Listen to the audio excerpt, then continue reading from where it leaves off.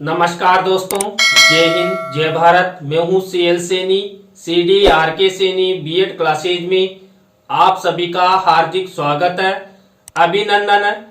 दोस्तों, आप द्वारा हमारे इस चैनल के इस हेल्पलाइन नंबर पर जो भी कंटेंट आप द्वारा हमें सेंड किए जाते हैं उन्हें हम ऑनलाइन समझाने का प्रयास करते हैं।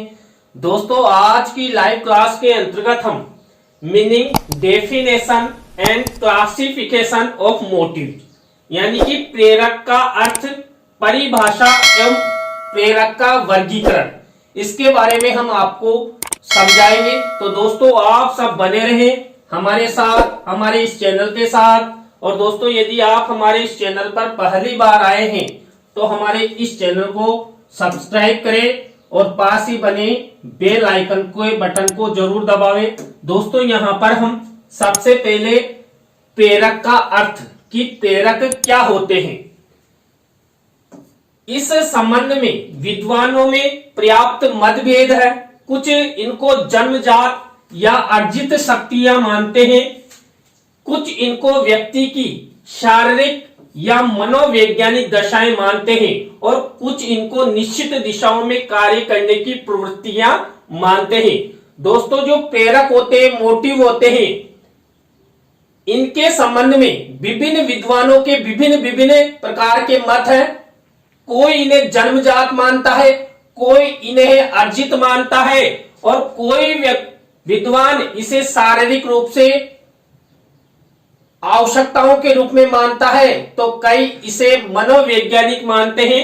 तो यहां पर हम जो प्रेरक है इसी के बारे में आपको बताएंगे, पर सभी विद्वान इस बात से सहमत है कि प्रेरक व्यक्ति को विशेष प्रकार की क्रियाओं या व्यवहार करने के लिए उत्तेजित करते हैं। दोस्तों, हम अपने जीवन में जो भी कार्य करते हैं उन कार्यों में उत्तेजना लाने के लिए, तत्परता लाने के लिए या सक्रिय होने के प्रति जो प्रेरक होते हैं उनकी महत्वपूर्ण भूमिका होती है। प्रेरकों के माध्यम से ही हम किसी भी कार्य की सफलता हेतु आगे बढ़ते हैं। प्रेरक व्यापक शब्द, इसके विभिन्न रूप हैं।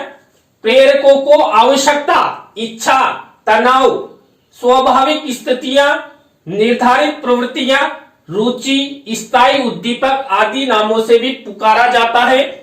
प्रेरक वास्तव में उद्देश्यों की प्राप्ति की ओर व्यक्ति को ले जाते हैं। दोस्तों, हमारे जीवन में कई प्रकार के उद्देश्य होते हैं और उन उद्देश्यों की प्राप्ति हेतु हम सक्रिय होते हैं और लगातार अपने कार्य के प्रति संलग्न होते हुए हम अधिगम करते हैं। तो यहाँ पर हमें अपने कार्य की लक्ष्य यानी कार्य की सिद्धि की ओर हमारे जो उद्देश्य हैं उनकी तरफ प्रेरक लेकर जाते हैं। बिना प्रेरक के हम नहीं जा सकते।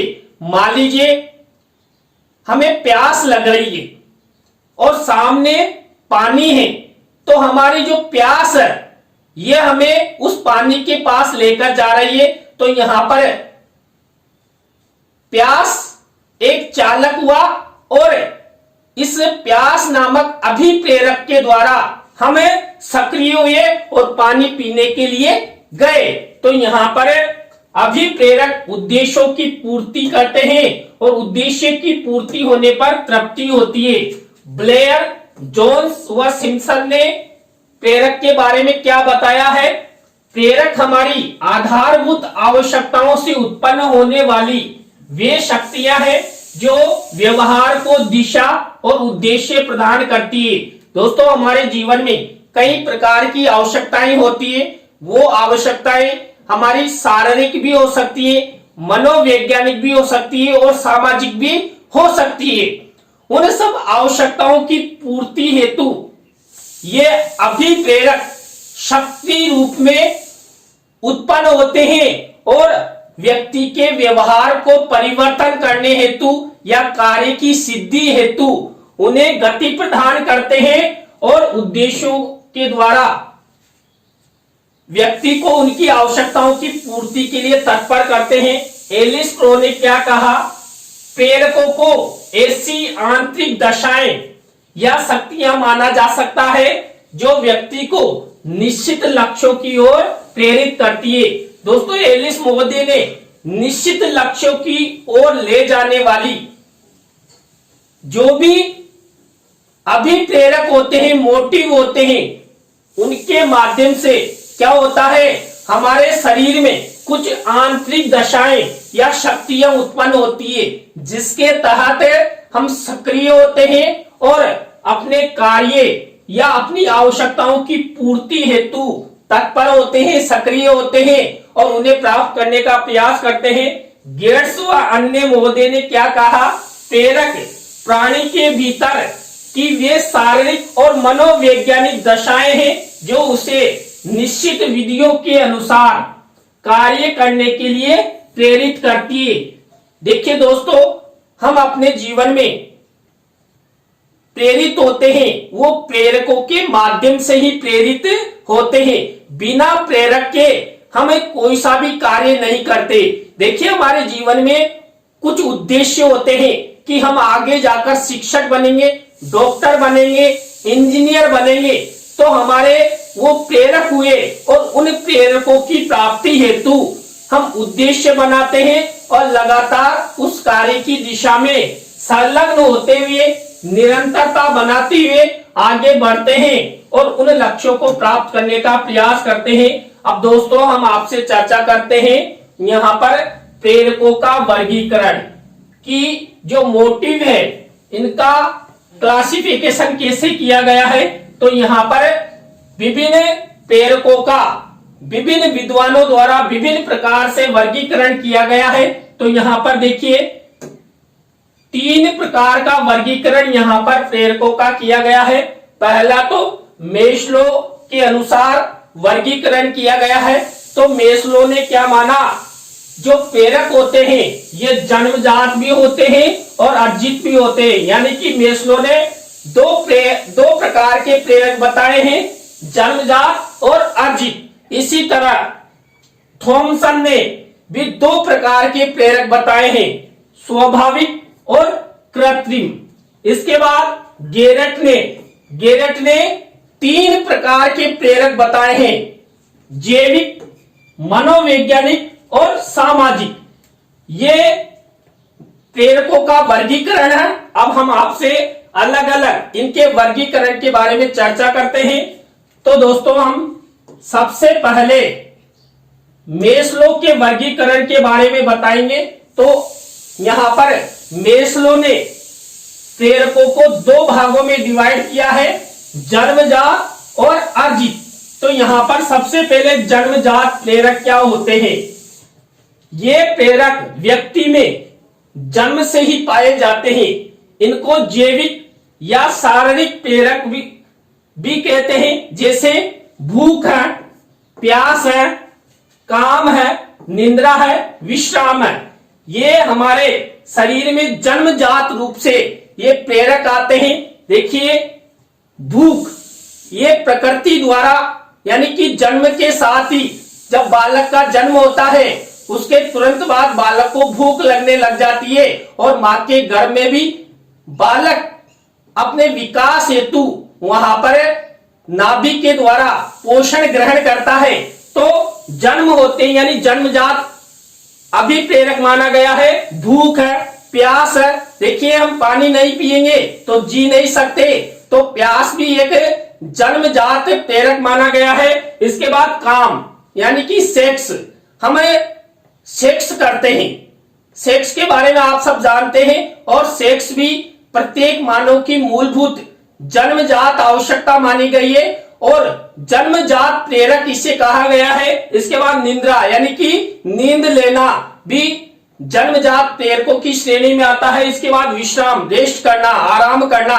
हम थकान महसूस करते हैं तो हम बैठ जाते हैं, तो ये जन्मजात प्रेरक है। आपकी प्रतियोगिता परीक्षाओं में पूछा जा सकता है कि भूख, प्यास, काम, निद्रा, विश्राम आदि किस प्रकार के प्रेरक हैं। तो ये है जन्मजात प्रेरक, ये मेस्लो के अनुसार। इसके बाद अर्जित प्रेरक, ये प्रेरक अर्जित किए या सीखे जाते हैं, जैसे रुचि है, आदत है, सामुदायिकता आदि है। जो मेस्लो ने अर्जित प्रेरक बताए हैं उनमें रुचि, देखिए हम रुचि उत्पन्न करते हैं, रुचि उत्पन्न करने के द्वारा ही हम अभिप्रेरणा प्राप्त करते हैं और अधिगम करते हैं। तो अभिप्रेरणा के द्वारा हमें रुचि उत्पन्न करने का मौका मिलता है और रुचि उत्पन्न होते ही हम किसी भी क्षेत्र का ज्ञान प्राप्त कर लेते हैं। इसके बाद आदतें, देखिए हम अपने जीवन में कई प्रकार की आदतें बनाते हैं, अच्छी आदतें भी बनाते हैं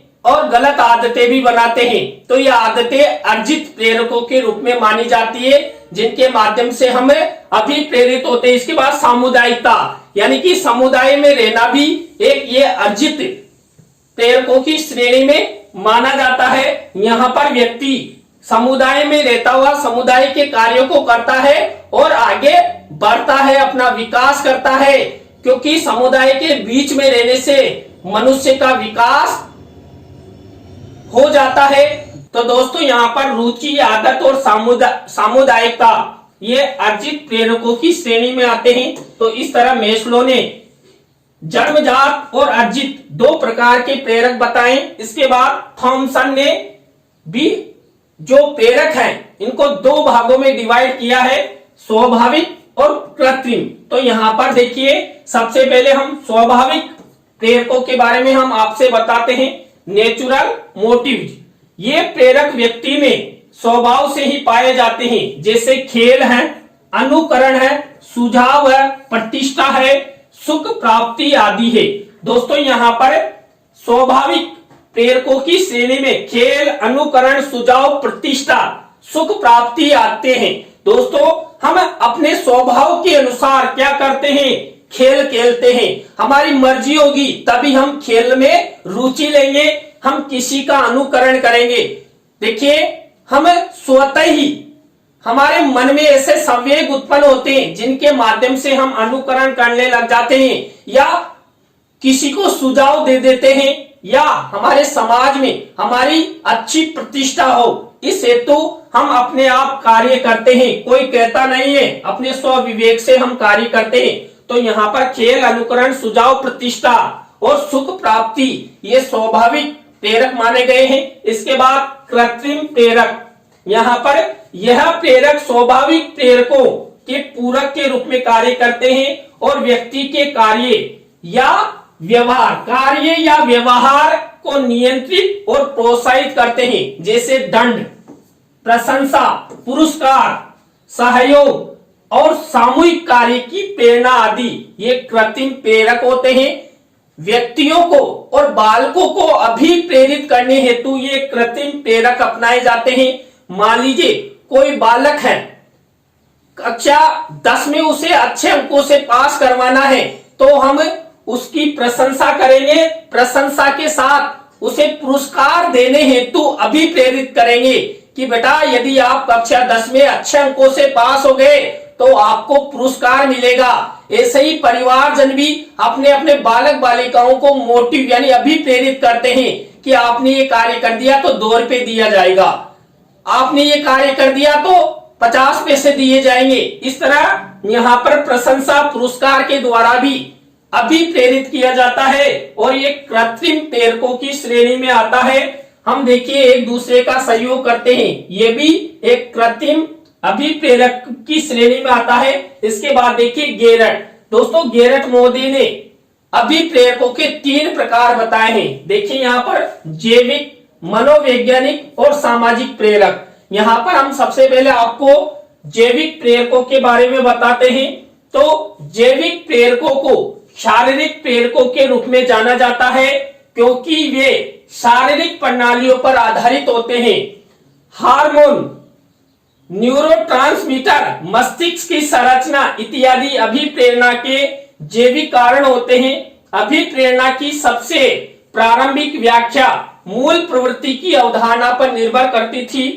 गेरट ने भूख, प्यास, काम, नींद, विश्राम को जैविक प्रेरक माना है, यानी कि जैविक रूप से ये हमें प्राप्त होते हैं।